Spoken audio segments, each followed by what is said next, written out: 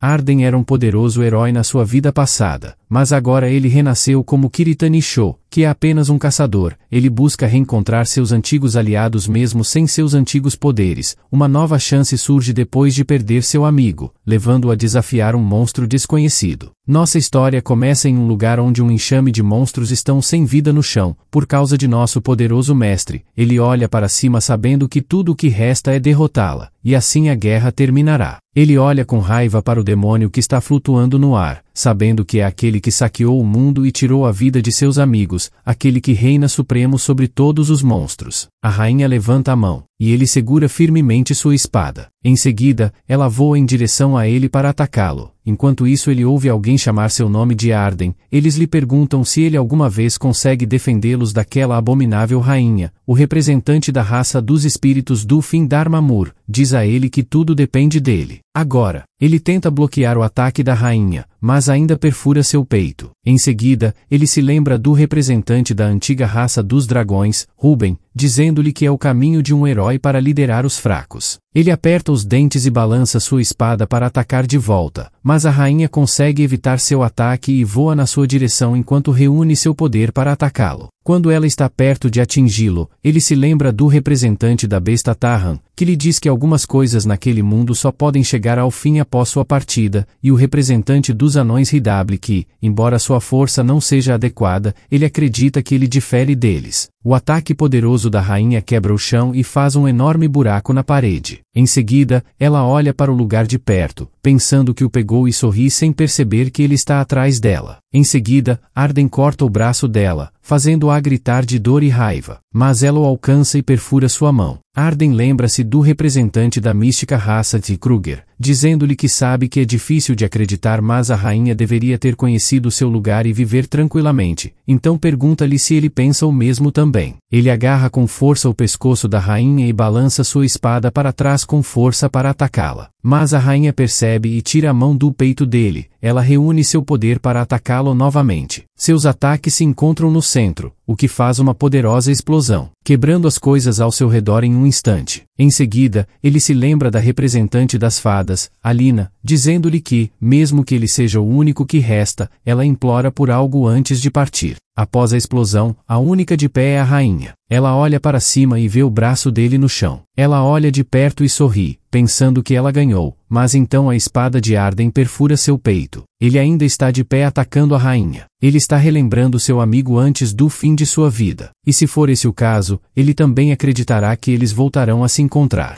Ele está partindo lentamente, enquanto promete que estará sempre esperando. E mesmo nos últimos tempos, diante das consequências trazidas por seu egoísmo, um momento depois na cidade com prédios altos, um homem o chama de Kiritani, e preocupado ele pergunta o que ele está fazendo. Ele diz que eles vão se reunir. Ele responde que está apenas perdido no pensamento. O homem diz a ele que se ele continuar se afastando, vai ser demitido e como a batalha já acabou, eles devem seguir. De volta ao que ele responde: sim, enquanto está cercado por monstros e pessoas. Um dia, monstros apareceram naquele mundo, e os caçadores que despertaram e ganharam habilidades começaram a caçá-los, e era uma visão realmente diferente em comparação com sua vida passada. O homem diz que vai deixar aquela área para ele e que eles devem terminá-la antes de serem incomodados pelo capitão, e ele responde que entende. Mas então um homem os chama de tolos e pergunta se eles são inúteis. O capitão do primeiro time de assalto da guilda diz para pararem de perder o seu tempo, ou ele não lhes dará o seu pagamento, ao que os caçadores pedem desculpa e garantem-lhe que vão apressar-se. O cara os chama de caçadores inúteis. Naquele mundo existiam os alimentadores de fundo na hierarquia das masmorras ou caçadores como ele. O sol estava prestes a se pôr e ele estava correndo na rua, ouvindo o repórter dizer aos telespectadores que era a hora dos caçadores matinais. Nesse dia, eles farão um curso de atualização sobre os caçadores. As habilidades são uma forma de superpoderes, e quando alguém é capaz de explorar seu próprio potencial, eles são considerados despertados como um caçador, embora as condições para o despertar ainda não tenham sido descobertas. A pesquisa ainda está em andamento e Kiritani ainda não despertou como caçador. Mesmo tendo lembranças de sua vida passada, ele não pode usar mana. Sua mente e corpo lembram claramente, mas mesmo que ele saiba nadar, não há sentido se a água não existe. Apesar de sua situação, a razão pela qual ele continuou treinando dia após dia foi que era o ritual diário de sua vida passada. Ele pegou um bastão no chão, sabendo que era hora de experimentar. Ele sabe que no mundo dos caçadores, seu status determina o quão forte um indivíduo será. Mas mesmo que ele continue treinando assim, foi tudo à toa. No entanto, ele viveu uma vida como cavaleiro, e mesmo que ele fosse o único que se lembra, ele deseja não esquecer. Ele acertou poderosamente o bastão na pedra e fez uma pequena pedra jogada fora, mas então alguém o chamou por trás, e quando ele olhou para trás, era um homem chamado Ren. Ao olhar para ele, ao ser questionado se estava treinando novamente, ele respondeu que sim. O homem disse que quando via fazer isso todos os dias, meio que se sentia como ele. Mas de alguma forma, isso não acontece. Ren também lhe disse que sempre tem essa expressão filosófica em seu rosto, mas ele disse a Ren que não era nada disso. Ren disse a ele que ele realmente deveria escolher outro lugar para fazê-lo, porque ele poderia ficar exposto na internet, enquanto eles estavam olhando para a mãe dizendo a seu filho para não fazer contato visual com eles. Ren perguntou se por acaso ele estava tentando ser um caçador. O protagonista respondeu que não era algo que ele pode ser, só porque ele quer ser. Ren disse-lhe que quer ser um caçador e ganhar muito dinheiro. Ele sabe que todo mundo sonha em ser um caçador porque os caçadores recebem uma renda anual de bilhões, e a admiração do sexo oposto, além de estar na linha de frente para enfrentar as incógnitas, fazendo pensar que o mundo é fiel à frase na era dos caçadores. Kiritani bateu na cabeça dele e disse que ele vai conseguir quando crescer um pouco mais, e pessoas que têm algo a proteger sempre precisa de dinheiro, ao que ele respondeu que entendeu. Em seguida, eles começaram a andar, enquanto Ren diz a ele que o cronograma de invasão da próxima masmorra será divulgado amanhã, e ele espera que eles não vão a lugar perigoso demais. Ele disse a Ren que também esperava isso, mas na manhã seguinte seu capitão lhes disse que a masmorra que eles enfrentarão naquele momento será o labirinto de Hamara, e eles enviarão os detalhes por correio. Mas um deles se desculpou e pediu licença. Eles ouviram que era um lugar muito perigoso, mesmo entre as fileiras do mar. Ren também disse que ouviu uma guilda diferente ir e voltou muito espancado e ele acha que era realmente demais para eles, porque acabaram de chegar ao posto recentemente. Então Hamara é um pouco demais, mas o cara apenas frustrantemente disse-lhes para calar a boca e ouvir. Depois o velho disse para não amontoar faxineiros como eles junto com os caçadores. E se eles estavam sendo pagos, eles deveriam parar de reclamar e apenas ouvir as ordens e não agir como se suas opiniões importassem. Em seguida, ele disse a Ren que ele não deveria ter que colocar isso assim, e pergunta se estava quase na hora de sua renovação de contrato. Depois, quem não quiser pode simplesmente sair. No entanto, nesse setor, a confiança é o ativo mais valorizado, e as pessoas que saem antes do fim do contrato não serão contratadas em nenhum outro lugar. Além disso, disse a eles que mesmo que ele mantivesse a boca fechada, rumores se espalharam por conta própria. Ele estava louco para ouvir isso por dentro, fazendo o velho perguntar qual foi a pessoa que apenas suspirou, e perguntou ao prota se era ele de novo. Kiritani respondeu orgulhoso que era ele de novo. Dai furiosamente perguntou-lhe quantas vezes ele lhe disse para se importar com suas maneiras e não agir quando ele era apenas o solitário. Ren respondeu que participaria e disse a Dai parar se quisesse evitar rumores estranhos antes do ataque começar. O cara olhou para o Ren com raiva, mas os outros caçadores pensaram que se Ren estava indo, eles irão e nada vai dar errado já que os caçadores estarão lá. Dai sorri enquanto pensava que eles eram estúpidos e se eles iam se dobrar com aquela pequena pressão, eles deveriam ter simplesmente se calado e seguido as ordens em primeiro lugar. Então o cara se afastou enquanto gritava para eles fazerem certo e ele estará esperando. No dia seguinte, eles estavam na frente das masmorras, enquanto Dai disse que eles fariam uma corrida antes do ataque real. Então ele ordenou que Aida e Kuda ficassem na frente. Então ordenou que a Cássia desse apoio e disse ao grupo de apoio mágico para estar pronto e preparado para disparar, mas ele notou que todos pareciam preocupados. Ele sabe que era compreensível, já que os outros caçadores pareciam estar negativos sobre a invasão, mas eles foram forçados a cumprir.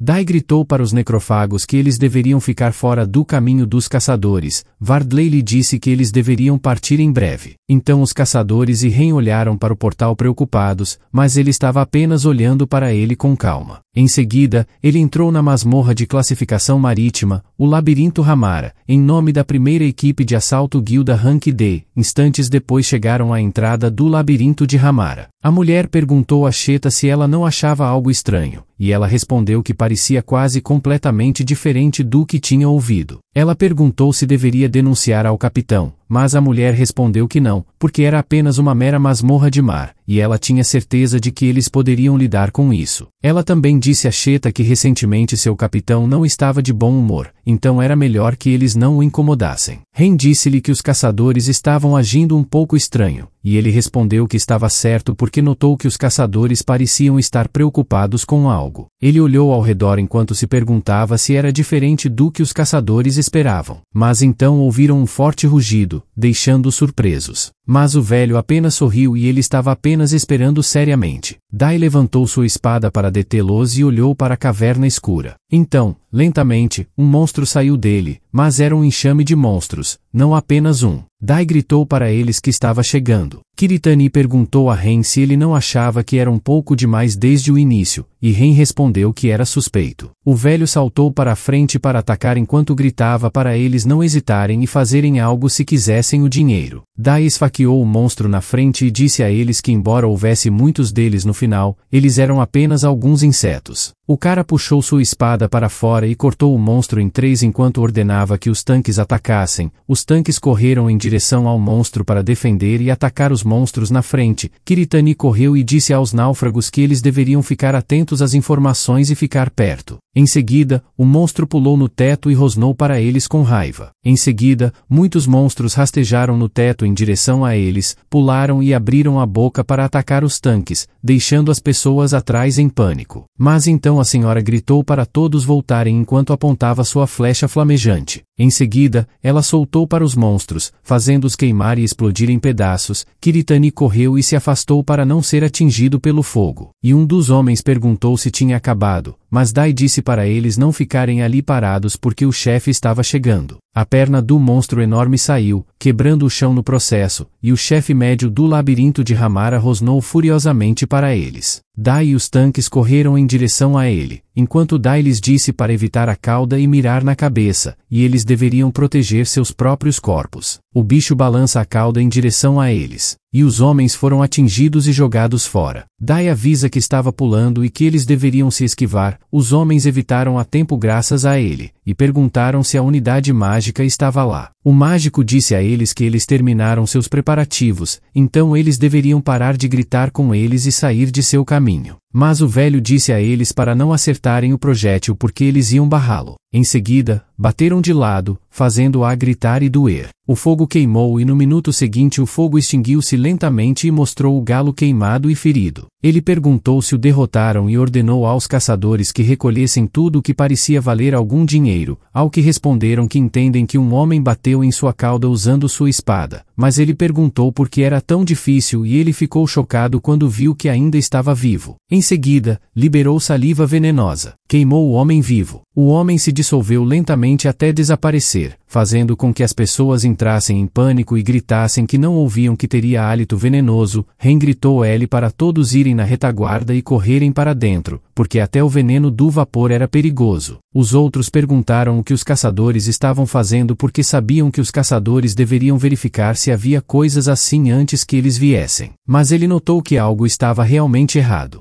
Dai furiosamente perguntou o que eles estavam fazendo e disse que não era hora de ficar descansando porque algo assim poderia ser facilmente resolvido se eles simplesmente parassem de respirar. Mas ele notou que Dai também parecia abalado. Os caçadores se protegeram, então Dai correu em direção a ele enquanto dizia para eles se moverem porque ele cuidaria disso. Então ele pulou alto, mirou sua cabeça poderosamente e cortou sua cabeça para fora de seu corpo. O povo alegremente disse a Dai que é esperado de seu capitão. Ele era completamente diferente das fileiras do mar, mas ele apenas disse a eles para pararem de ser preguiçosos e se moverem, ao que eles concordaram e disseram a todos que deveriam verificar os equipamentos e os feridos por enquanto, mas depois viram algo voar atrás deles e viram algo com olhos vermelhos. Em seguida, ouviram um som alto e assustador de monstros, deixando-os chocados e atordoados. Ele saiu devagar e um deles disse que não tinha jeito, porque mesmo tendo acabado de derrotar o chefe do meio, ele se perguntou por que o chefe da masmorra estava lá. Era o chefe Ramara do labirinto. Ele voa em direção a eles para atacar, fazendo uma das máscaras ir de base. Dai respondeu que não há mais nada que eles possam fazer e ordena-os: entre em formação imediatamente. As penas do chefe caem em sua direção e injete algo em seu corpo enquanto grita para eles injetarem rapidamente o antídoto, porque se eles tocarem suas penas, eles serão mentalmente corrompidos, mas as pessoas estavam muito assustadas e preocupadas para fazê-lo imediatamente, então a pena atingiu o ombro do homem e o homem lentamente sentiu tontura, quando estava prestes a dizer algo. Suas veias oculares lentamente mudaram para preto. Os outros fogem com medo, gritando que não há como derrotar algo parecido, fazendo Dai furiosamente gritar com eles que cada um deles é um covarde. Mas então o tempo bateu e ele viu seu povo lentamente perdendo a cabeça enquanto o chefe olhava para eles, o que o fez perguntar se isso não era uma masmorra classificada no mar.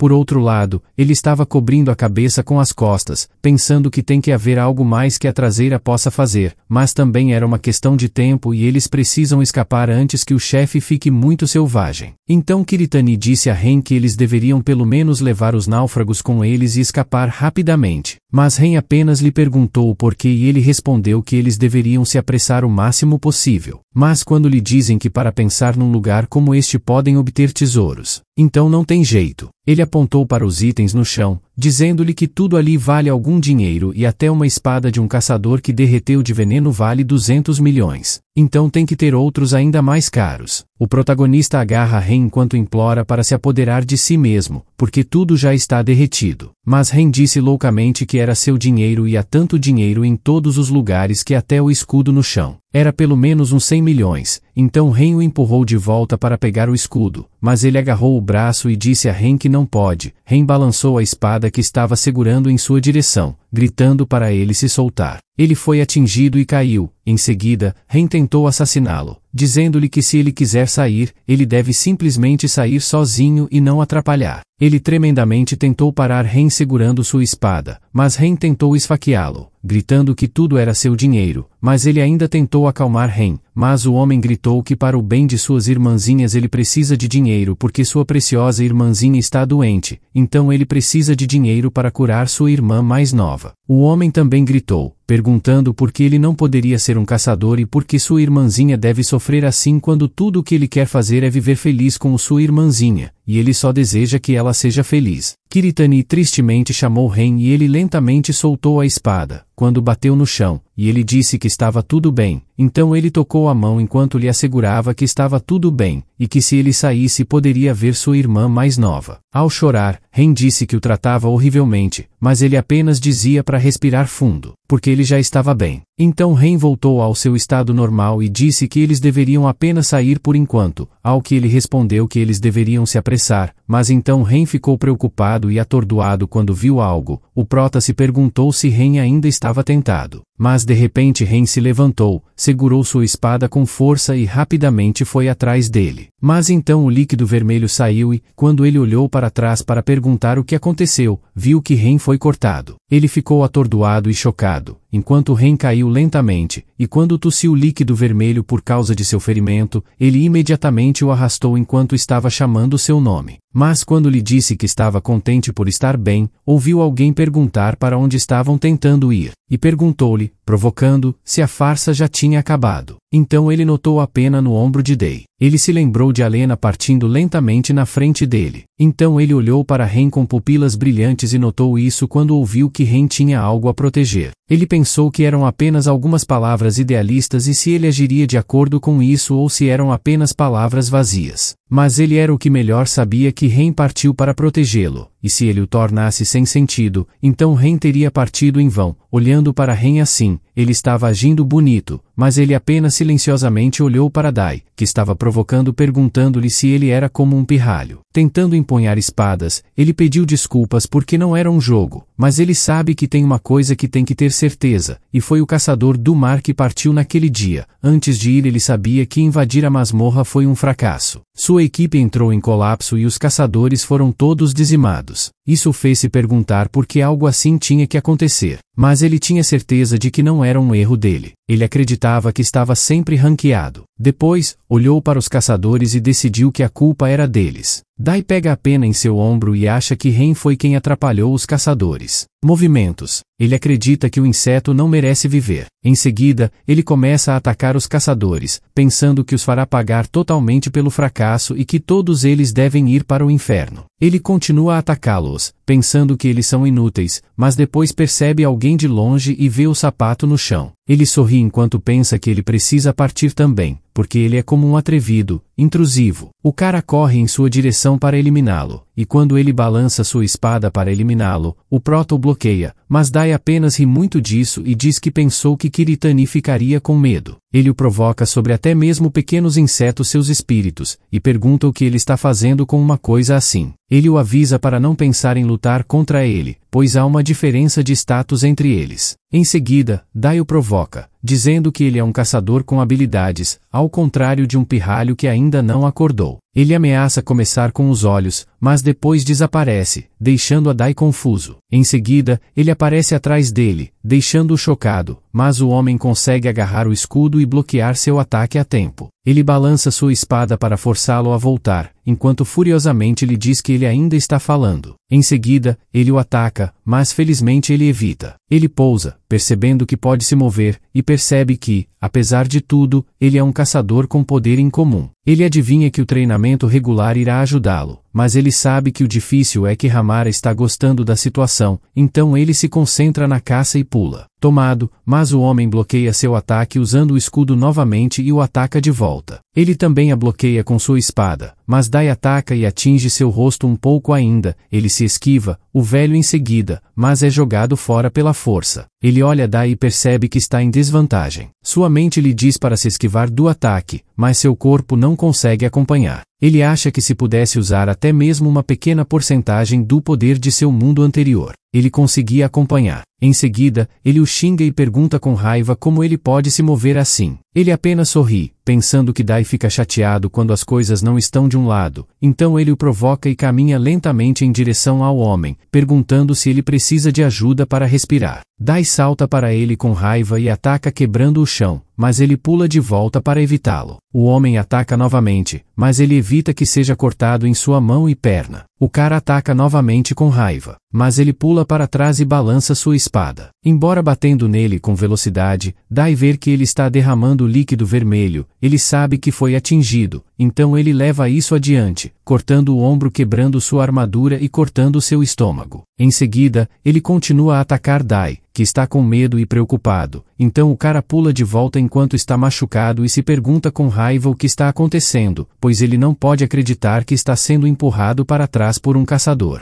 Ele gritou de raiva, que não pode ser real. Em seguida, o sistema aparece mostrando que sua força super aprimoramento vai de aço e velocidade rápida. Dai pulou para ele, mas ele simplesmente ficou parado. Ele pensou que, como Dai estava usando todo o seu poder, ele era tão rápido que ele não podia vê-lo com os olhos. Mas era fácil para ele dizer de onde vinha a força. Então ele fechou os olhos, pensando que eu era muito bobo para usar seu poder daquela forma. Então ele pulou para a frente para encontrar o homem, que estava rindo dele porque o caminho de Dai era fácil de ver. Quando sua espada estava perto dele, ele apenas se esquivou, agarrou sua espada com força e a balançou no ar enquanto seus olhos estavam fechados. Ele não podia acreditar que sua espada estava quebrada em pedaços. Em seguida, abriu os olhos fechados e cortou rapidamente o pé de Dai que caiu no chão, e ele caminhou lentamente em sua direção. Dai chamou-lhe e perguntou com raiva se ele achava que poderia fugir com ele, mas ele apenas disse que aquelas penas estavam deixando as pessoas confusas e perguntou se ele ia dizer que estava bem pouco antes de partir, mas ele disse ao Dai que ele merecia ir de base. O homem disse de volta que era bobo porque era tudo inventado e ele era um caçador. Então, um perdedor como ele, que ainda não acordou, não pode fazer nada. Mas ele apenas disse para ele ir de base. Em seguida, ele balançou sua espada e cortou sua cabeça. Sua cabeça foi jogada e rolou perto de seus pés. Ele apenas olhou para ele e olhou ao redor, pensando que não via tantos restos há muito tempo. Ele adivinhou que era porque ele estava sozinho nos últimos 100 anos de sua antiga vida. De repente, uma luz azul saiu de seu corpo, deixando-o intrigado. Ele se perguntou se era porque pensava em sua antiga vida. Então ele sentiu algum tipo de poder mágico. Ele se perguntou se sentir magia apenas segurando uma espada era considerado despertar. Mas então algo como um sistema apareceu na frente dele, fazendo-o pular. O sistema lentamente veio e disse-lhe que o seu nível subiu, então o sistema continuou aparecendo, fazendo-se perguntar se acordava. Em seguida, o sistema mostrou sua janela de status. Ele estava no nível 6 com força muscular, força física, velocidade, potência de permanência e resistência de 10, mas sua magia era 0 e seus pontos extras eram 25. Seu estado era bom e seu título não era nada. Ele se perguntou se a janela de status estava ok. Então ele olhou para seu poder como um assassino com o poder de menos. Seu poder era pegar o karma ruim dos hereges e transformá-lo em poder, mas isso não fazia sentido para ele. Ele olhou para baixo e lembrou-se de como Ren gritou seu desejo e achou estranho porque as pessoas que realmente queriam, perderam a chance e caras como ele despertam. Mas antes que ele terminasse de falar, pensando que ouviu o chefe fazer um barulho alto e voar ao seu redor, jogando penas sobre ele, ele apenas disse que era muito alto. Então o sistema apareceu na frente dele e ele viu que sua magia, que era 0, subiu para 1.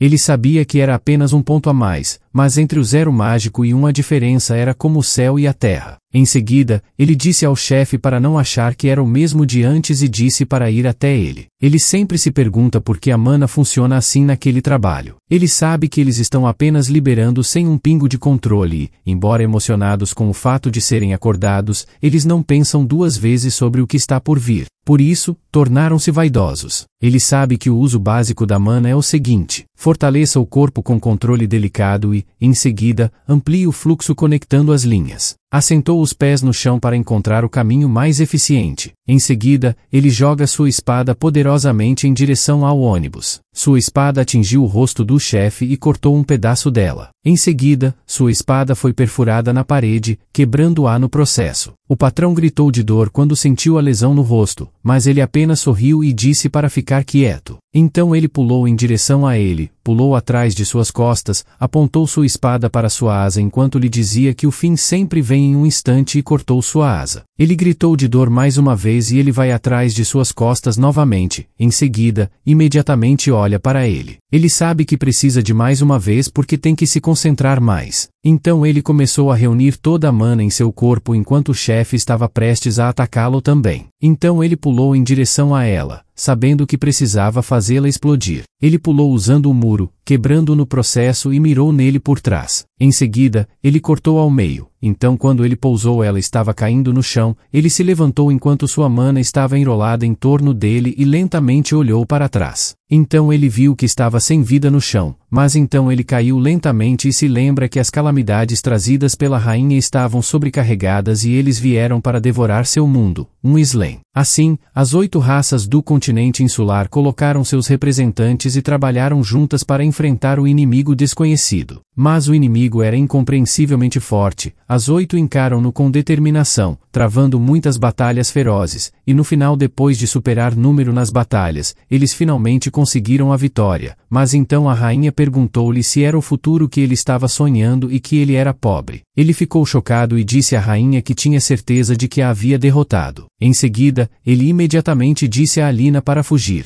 Mas Alina mudou para o rosto da rainha e perguntou-lhe para onde ela deveria correr e lembrou-lhe que todas as estrelas no céu se dispersaram. No entanto, ele ainda se agarra à esperança. Então a rainha disse firmemente a ele para lembrar que a consequência é toda devido à sua incompetência. Então todos os 8 e Alena mudaram para rostos de demônios, enquanto a rainha lhe disse que a marca de seus pecados continuará a queimá-lo. Mesmo em sua vida seguinte, ele acordou em choque, pegou o fôlego e sentou-se imediatamente. De repente, alguém lhe disse que ele estava finalmente acordado. Olhou para o lado e viu um homem de terno tomando chá. O homem disse que ele estava dormindo há 3 dias e o chamou de Kiritani-sho. Mas ele apenas perguntou ao homem quem ele era. O homem disse-lhe para não ter tanto cuidado com ele e deu-lhe o cartão enquanto lhe dizia quem era. Mas ele apenas perguntou ao homem o que aconteceu com todos os outros. O homem colocou o cartão na cama enquanto dizia que era bom, mesmo sendo caçador. A primeira coisa que ele pensa quando acorda são seus companheiros de equipe. Então o homem lhe disse que o primeiro time de ataque do Bravo Grêmio foi completamente destruído e todos, incluindo seu capitão, estavam se recuperando enquanto a equipe médica chegou. Ele foi o único sobrevivente. O prota perguntou ao homem sobre Ren. O homem respondeu que o funeral do falecido tinha sido realizado na sede dos caçadores, enquanto ele estava em coma. Então o homem disse para deixá-lo passar para o assunto principal e disse que tinha certeza de que ele deve ter percebido. Mas um labirinto de Hamara foi promovido ao posto D, e perguntou se ele tinha alguma opinião sobre isso. Ele disse que seria muito difícil. Ele respondeu que não tinha pensamento sobre isso, mas perguntou ao homem o que ele queria dizer com toda maneira. O homem entende que ele não foi informado porque Dai provavelmente não teria dito isso a ninguém. Ele disse a ele que Dai tem uma grande dívida por causa de seus maus hábitos de jogo, e essa foi a razão pela qual ele assumiu a masmorra. Mesmo sabendo o quão difícil era, isso o fez ficar com muita raiva. Ele apertou seu cobertor com raiva enquanto o homem lhe dizia que a mudança repentina na masmorra parece ser verdade, e eles ainda estão olhando para a estranha mudança na masmorra. Então ele deve chamá-los novamente se ele puder pensar em qualquer outra coisa. Ele se deitou em sua cama chateado e descobriu que a partida de Ren era um motivo bobo para fazer o ataque de Hamara, bem como seu despertar eram ruins. Em seguida, ligou a TV e ouviu a reportagem dizendo que era hora de ser caçador. Em seguida, ele apresentou o convidado, que era uma pessoa famosa. Por isso, ele disse aos telespectadores que esperava que todos estivessem animados. Em seguida, a senhora caminhou em sua direção enquanto ele dizia aos telespectadores que o maior caçador do mundo e o segundo no comando da guilda Ban chamava-se Ayaki Sora. O repórter também disse aos telespectadores que Sora recebeu 4 habilidades quando acordou, e isso era muito raro. Ele sabia que Ayaki Sora era mais famosa do que a maioria das estrelas, e se ela era vista como SS, ele se perguntava o que ele era. Então ele abriu sua lista de habilidades e o sistema mostrou o carrasco novamente. Ele adivinhou que hereges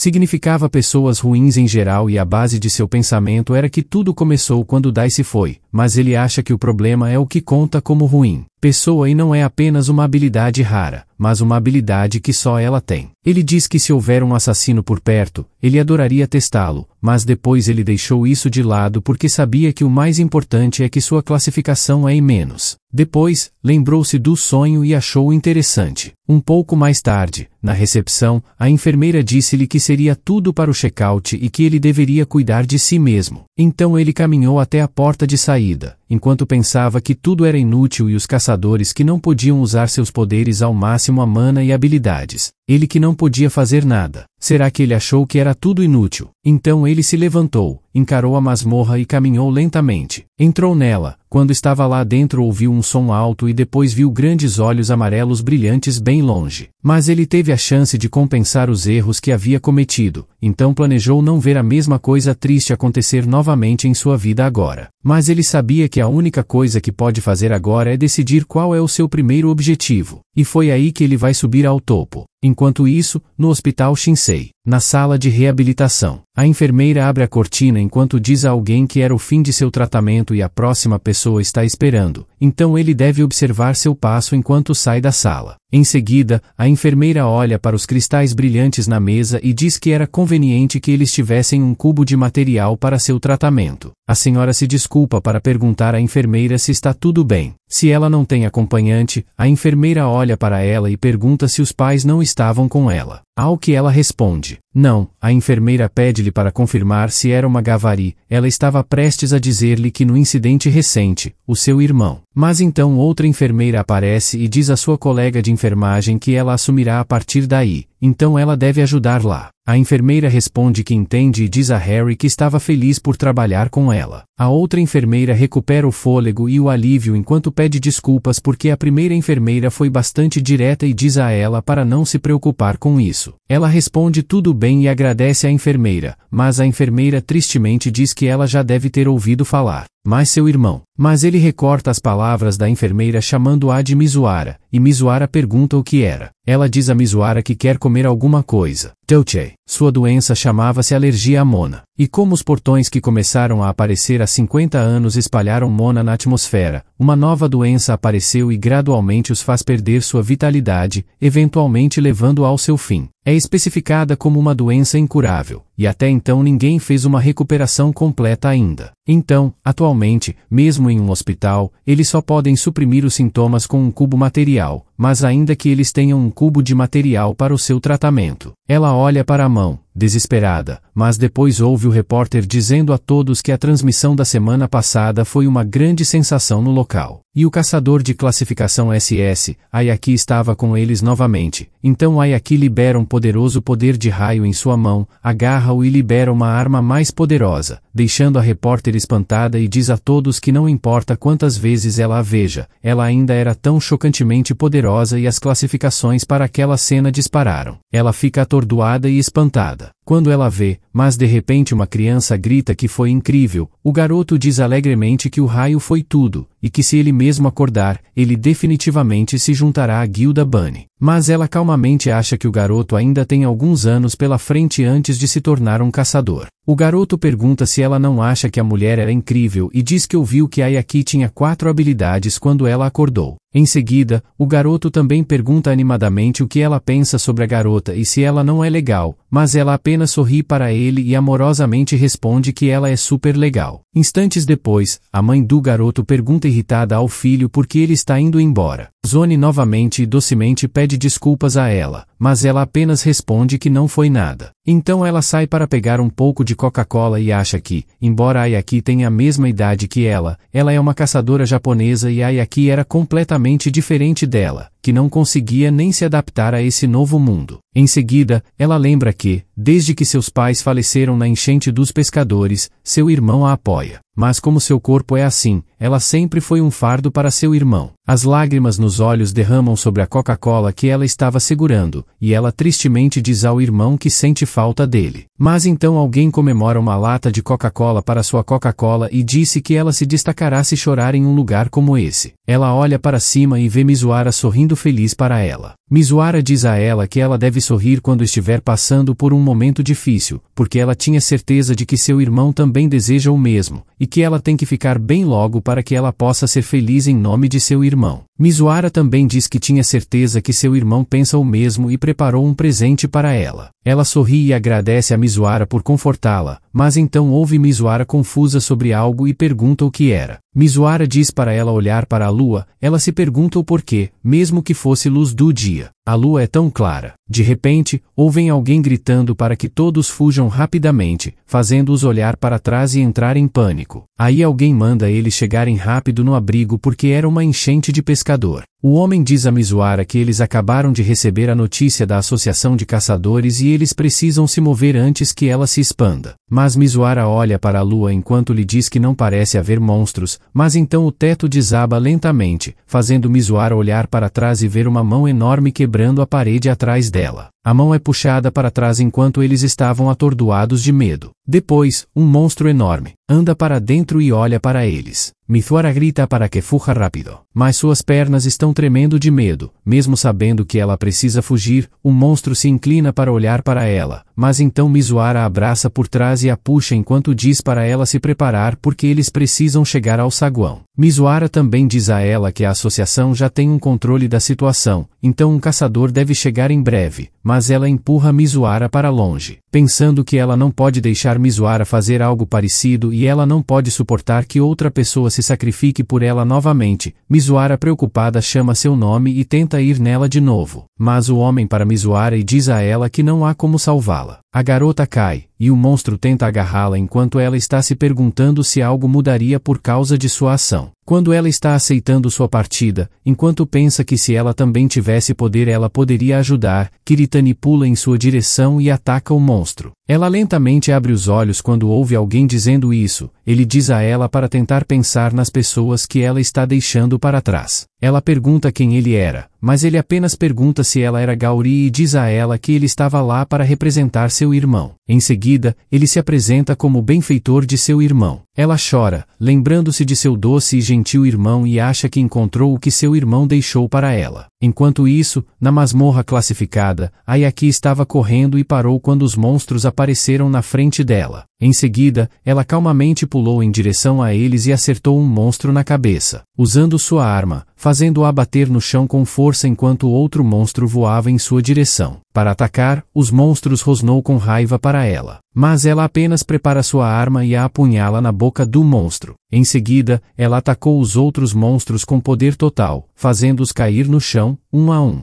Alguém disse que um advogado entrou em contato com Sora mais cedo, e para ser específico, seu familiar era advogado e a própria pessoa em si não é um caçador de patentes. Kaido, um membro da principal afiliada da Guilda Hunter, disse que era ousado tentar se aproximar daquele Ayaki. Yumi, também membro da Guilda Bunny, respondeu que o advogado acabou tendo seu telefone preso também. Ayaki tem muitos admiradores, ao que ela respondeu obviamente, porque ela era a única caçadora de nível S que estava no Japão. Ayaki ouviu um rosnado alto deixando-a chocada e viu um monte de monstros pulando em sua direção, mas ela apenas disse que era bom e que uma explosão alta pudesse ser ouvida à distância, fazendo Riku dizer que ele adivinhou qual era a razão pela qual Ayaki estava tão interessada em seu trabalho hoje. Mas então Riku ouviu algo rosnar alto e disse que o chefe saiu muito rápido hoje, fazendo pensar se isso significava que todas as turbas tinham sido atendidas. Em seguida, apontou a arma para ela, adivinhando que era hora de eles começarem a trabalhar. Mas quando ele estava prestes a atacá-la, Ayaki disse a ele que ela faria isso. Ayaki se esquivou do ataque, enquanto Riku disse a ela que ele realmente não se importava com nenhum dos dois e a chamou de Anju para dizer a ela para se divertir, mas Yumi lembrou de parar de chamar Ayaki assim porque ela realmente odiava. A garota liberou seu raio e eletrocutou o chefe, após ser eletrocutado. Ele pulou de volta para o subsolo para escapar. Ela pousou no chão, levantou a arma com seu poder de raio, disse ao chefe que não havia sentido em correr, então esfaqueou sua arma no chão. Em seguida, a iluminação de sua arma se espalhou ao seu redor. Rick disse a Yumi que ele realmente tinha que pensar que era um caçador de postos. Para isso Yumi disse a ele que ela estava realmente tirando tudo do chefe. Em seguida, o sistema mostrou que a masmorra havia sido limpa. Rick agradeceu a Ayaki por seu trabalho árduo e perguntou se ela estava voltando agora. Então disse a Riku que ela achava que a garota ouvia cada palavra, sem que eles percebessem que algo estava se formando no ar. Ele perguntou se ela tinha certeza porque ele não disse uma palavra para Ayaki. Então um olho se abriu no ar, o que fez o chão tremer como se houvesse um terremoto, fazendo a garota imediatamente olhar para trás. Yumi disse a eles que eles já derrotaram o chefe, então ela se perguntou por que havia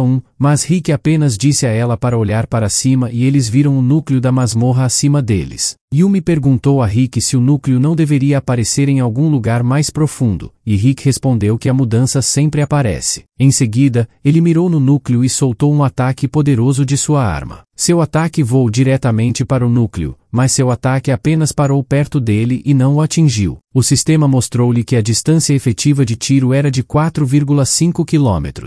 A distância máxima de tiro era de 7 km, mas sua distância em direção ao alvo era de 12 km, o que significava que era muito longe para ele. Ayaki perguntou-lhe qual era a distância para o alvo, e ele respondeu que era cerca de 12 km e um ataque de meio coração seria muito fraco para ele. Enquanto estava reunindo seu poder para o centro, Rick também disse a ela que, independentemente do poder de ataque, ela normalmente não conseguia alcançar um alvo tão distante, mesmo que eles estivessem acabando. Quando ela disse a eles que eles deveriam mudar de local, já que a inundação dos pescadores estaria acontecendo em breve, Rick olhou para trás e disse a ela que ele adivinhou que ela estava certa porque o portão dimensional havia sido aberto, então ele adivinhou que a inundação dos pescadores havia começado e eles não tiveram tempo de hesitar. Yumi e Rick pulou do penhasco enquanto Ayaki disse a eles que ela já havia entrado em contato com a guilda, por isso, ambos devem se concentrar na operação de resgate. Rick perguntou o que ela estava planejando fazer, e ela respondeu que obviamente iria derrubar a lua. Um repórter disse a todos que havia uma inundação ocorrendo, e o nível de ameaça era S-Rank. Em seguida, ele perguntou ao homem se uma inundação geralmente começava na masmorra e o homem respondeu que era completamente correto.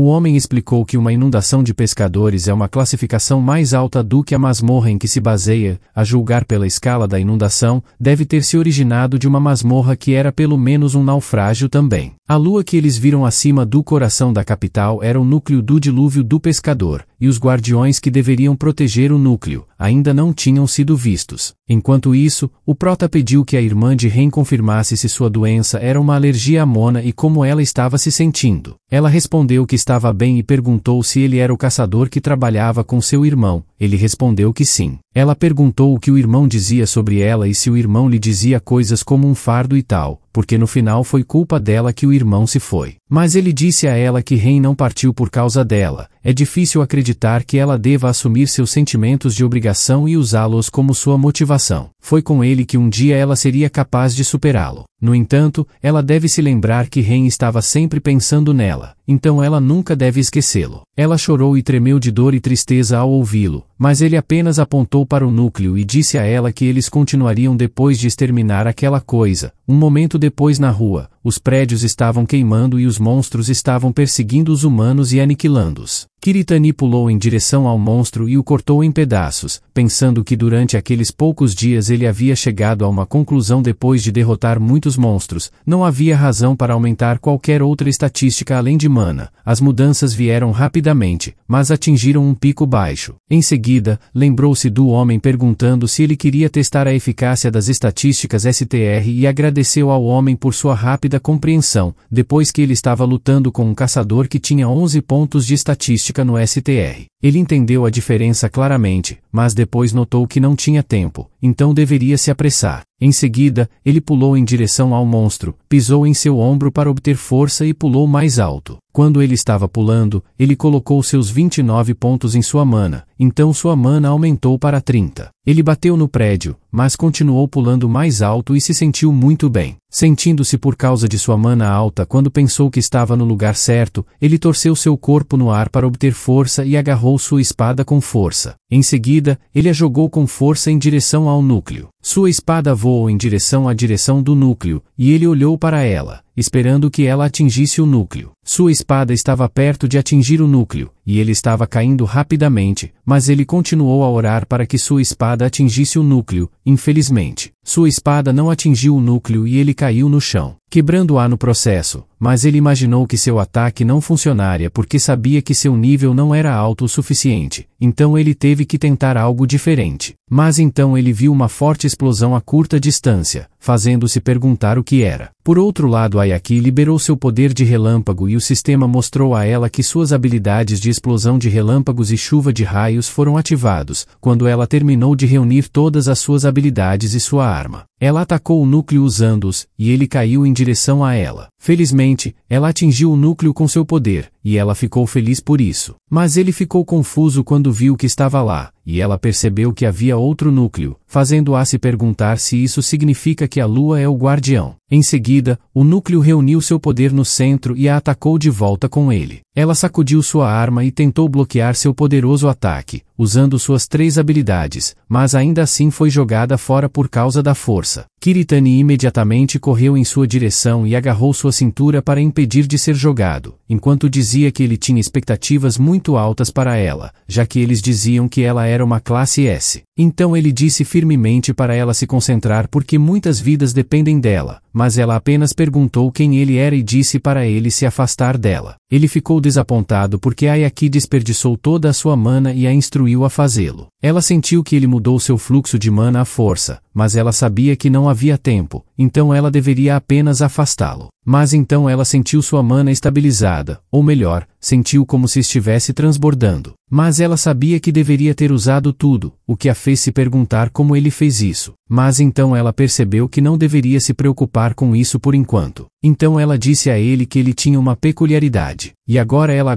entendeu que eles estavam no mesmo lado, mas ele apenas disse a ela que eles deveriam destruir aquela coisa. Ela mais uma vez o atacou com toda a sua mana e poder, enquanto gritava para ele que ela já sabia disso. Seu poderoso ataque mais uma vez atingiu o núcleo que estava ao longe, fazendo uma forte explosão no ar e lentamente quebrou por causa disso. Ela exausta pegou o fôlego e disse a ele que fez isso, mas ele disse que ainda não. Deixou ela chocada e confusa quando ela olhou. Ele viu o núcleo quebrado, mas ainda estava lá enquanto ele estava dizendo a ela que o núcleo ainda estava vivo e foi muito difícil. Em seguida, ele perguntou se ela poderia dar mais uma dose, mas ela respondeu que era impossível porque já estava no limite dela, então não pode. E por mais frustrante que seja, eles não têm escolha a não ser esperar pelo reforço. Mas ele disse a ela que poderia ser capaz de lidar com isso. Em seguida, ele pulou para a arma dela, fazendo-a perguntar o que ele estava fazendo. Ele disse a ela que ela ainda era a melhor caçadora do Japão por enquanto, então certamente ela tinha o poder de enviar uma única pessoa voando. Ela perguntou se ele se referia a si mesmo quando disse para mandar uma pessoa voar, mas ele apenas disse a ela que não tinha tempo para explicar, então ela deveria apenas fazer algo como o ataque. Ela balançou sua arma para trás para obter força enquanto dizia que ele era um cara estranho. Em seguida, atirou-o poderosamente para o céu enquanto dizia que ela não se importaria se acabasse mal. Ele voou diretamente em direção ao núcleo, e quando estava perto do núcleo, achava que tinha força suficiente. Em seguida, ele adicionou seus 5 pontos à sua mana, então sua mana de 30 aumentou para 35. Então, mais uma vez, ele torceu seu corpo no ar, sabendo que estava a uma distância menor e jogou sua espada em direção a ele mais uma vez. Mas desta vez ele colocou os pés em seu cabo de espada e chutou com força em direção a ele para adicionar outra força, sua espada rapidamente. Voou em direção a ele, e quando estava perto do núcleo, felizmente atingiu o núcleo no centro e perfurou, quebrando-o em pedaços. Ayaki não conseguia acreditar na cena na frente de seus olhos, e ela viu como o núcleo explodiu em pedaços enquanto ele estava caindo. Em seguida, o núcleo desapareceu e ele caiu em velocidade, enquanto o sistema continuamente mostrava que ele tinha subido de nível e obteve uma nova habilidade. Ele disse que era perfeito. Olhou para Ayaki, torceu seu corpo enquanto estava perto de pousar. Pousou no telhado do prédio. Em seguida, pulou para longe, deixando Ayaki confusa. Ela notou que ele não apenas corrigiu seu fluxo de mana, mas até esmagou o guardião do dilúvio, fazendo-a se perguntar se poderia haver outros caçadores de nível S além dela. No dia seguinte, no hospital, o repórter relatou a todos que o pescador que fugiu ontem era de um tipo extremamente raro classificado como S+,